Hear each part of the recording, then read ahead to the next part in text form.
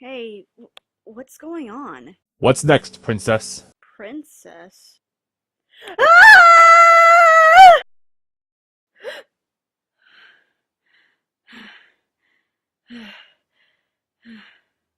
Whew. Thanks, Celestia, that can't happen to me. Right?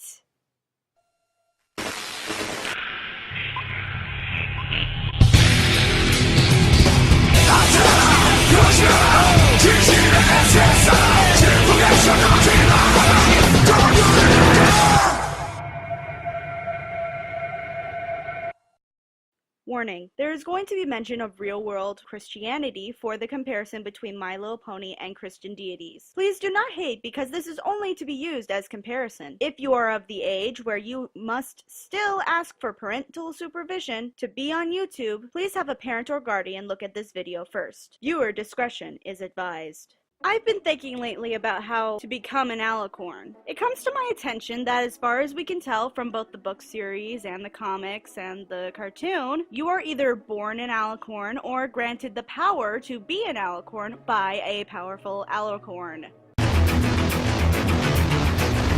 However, if all of that's true, then how do all of these Alicorn background ponies pop out of the blue? Besides that!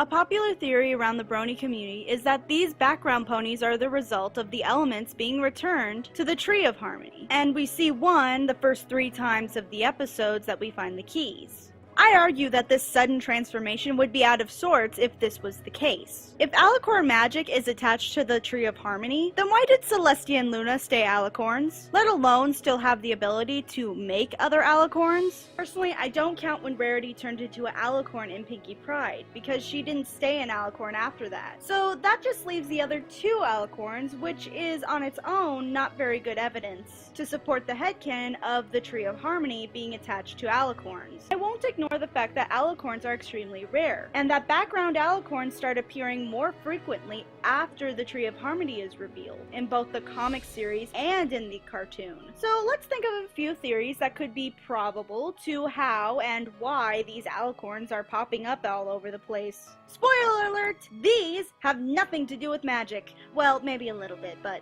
let's start with this first one, the biological mutation theory. Everyone has heard of mutations in the human world. From an extra limb, a parasitic twin, an extra finger, and so on. We know from baby cakes that different species come together and mate, even when it's really rare, and can end up not coming around for generations. That makes sense, right? So then, isn't it possible that these particular ponies are just results of mutations? This also brings up another interesting topic of whether or not any of these limbs actually work, as Rainbow Dash does in fact say, "But Rainbow Dash, what if my wings never grow? What if I never fly?"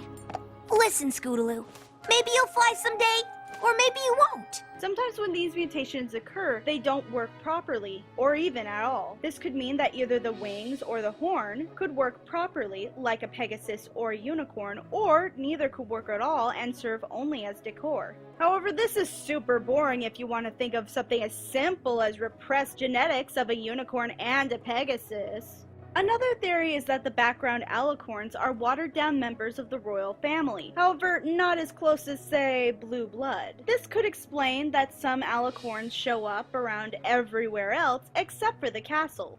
Alicorns like these are possibly proof of a royal bloodline, which would explain how much more rare it is to be one. And just to remind you all, I still think that Discord creating the first Alicorns is extremely stupid. Now we get to Alicorns that were made, like Cadence and Twilight. Some might be wondering why I didn't mention Cadence alongside Blue Blood. Well, that's simple. She's not related by blood as far as we can tell. If you look at the book Twilight Sparkle and the Crystal Heart spell, Cadence was originally a Pegasus, and her source of magic was something similar to the Alicorn amulet, except with love instead of pure unnatural greed, when fighting an evil enchantress.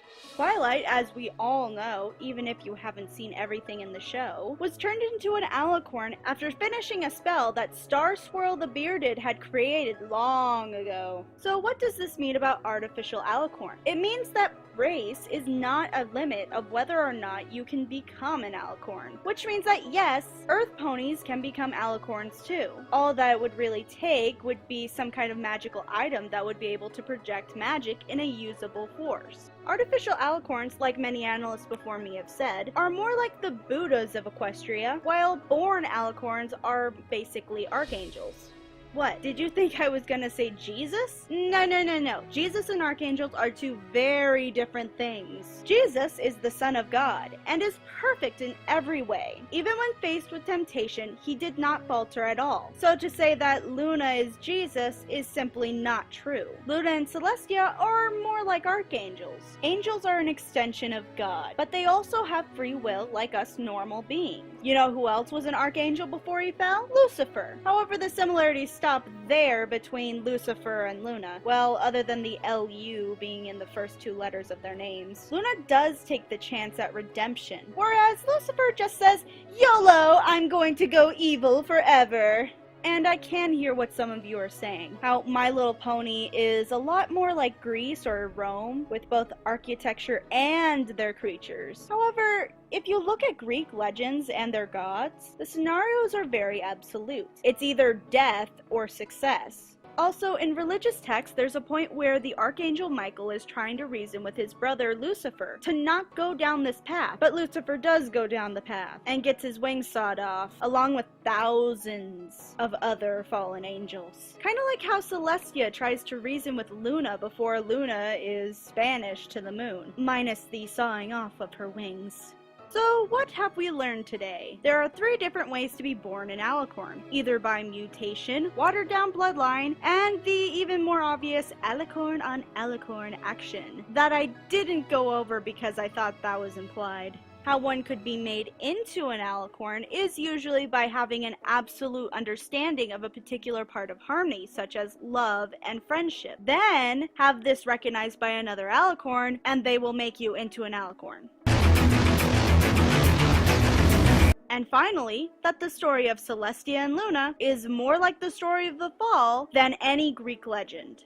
Does this automatically mean that you become a princess if you're an Alicorn? No, not at all. We see plenty of background ponies that are Alicorns not being princesses or a prince. And as we see in Magic Duel, Earth ponies can just as easily be royalty as well. This is your future evil overlord, Crimson Glow, and I need to go back to sleep.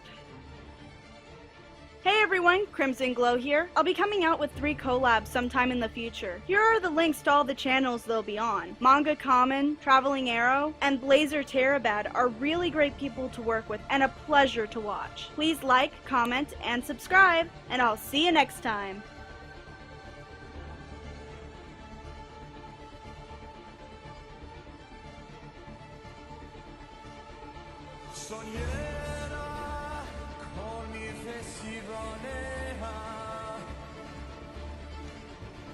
Sogniera,